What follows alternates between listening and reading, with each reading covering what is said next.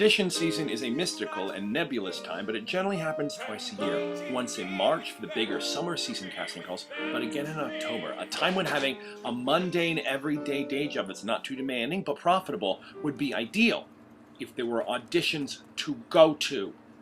I'm getting frustrated because I do get called back for 85% of what I auditioned for. There just aren't enough auditions. Also, the things I'm getting called back for, it seems like I'm not getting casted for one reason or another. At least I'm getting nice letters back.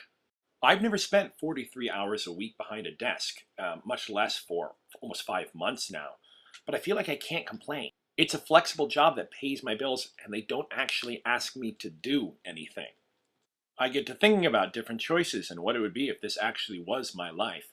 But I don't think I could go through very long getting paid to be a paperweight. I think I'd be asleep at my desk a lot watching America's Next Top Model. Jacob. KJdirect.com, Jacob. Hello?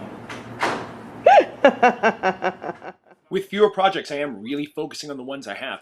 I booked an opera. The composer and music director from Yeast Nation and Warsaw, previous projects I did, hired me to do an opera that's going to be part of a PBS documentary on a dance group for elderly citizens with Parkinson's.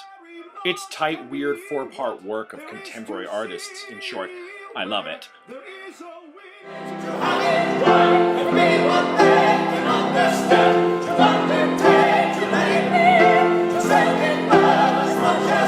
This is life, not necessarily waiting long day to relax to hear about the I'm able to do things and plan things like I never was before, like singing at a piano night as the featured vocalist at Duplex, or getting a new pet project singing for seniors. I've been meaning for some time to do more in New York nightlife. I've also been meaning to do more to help other people. Speaking of charitable citizens, I also have a few weeks with Jessica back in town. There are brunches and normal best friend stuff, but this best friend group also likes to take apart a scene together and work on it. And what he says is, I'm available to you to cleanse your mind and spirit or your pipes. Well, that's a plumbing reference. No, it's not. She pulls no punches, but as coaching as in life, Jessica always makes me want to be better at everything. It's why people don't want you to have a lisp when you're on stage. It's because it sounds gay. So I think you can lisp away as much as you want. I think also to make it sound different than those other people if you spoke higher. She is brilliant, and I selfishly wish she wasn't sarcastable because she's never in New York. We're working on my callback material for Divorce the Musical. The one truly big callback I have coming up that I actually have a chance of booking. Yeah, very clean. And just speed it up a little bit. I'd be playing a variety of small character comical bits that are all giant stereotypes.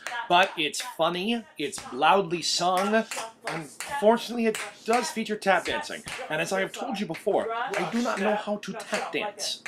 But with lots of class and private help like this, I think I might be able to pull it off.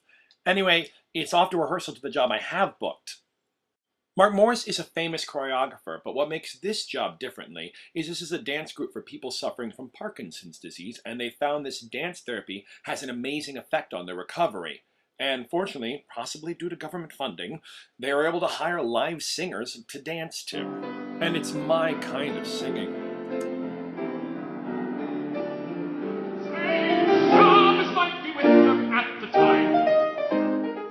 Yeah, not exactly the regular sound on most Broadway stages today, but it's what I'm good at, and it's nice to see that there is some need for it. During a break in this very rehearsal, I'm turning to the alto in this production and telling her about Divorce Party the Musical and its broad parody lyrics and its over-the-top characterizations, and she says, "Isn't it nice to be singing really smart material for such a good cause?" And I said, "Honey, I'm here for the money." And she goes, "Isn't it nice to have both?" She has a point. I need to be counting my blessings and my haves and not my have-nots. Like, I have the ability to cover myself in blue makeup and wear a couple's costume to my husband and go to an amazing Halloween party this evening, thrown by an eclectic group of people, some of whom work on Broadway, some of whom don't, but all of whom we really like and enjoy in this wonderful town that we've made our home, New York. Next week, provided Hurricane Sandy doesn't blow us all into the harbor, I'm sure we'll be at auditions and callbacks and networking and trying to get one step closer to my dreams and goals. But this weekend, I'm really enjoying being alive, being where I am and who I am.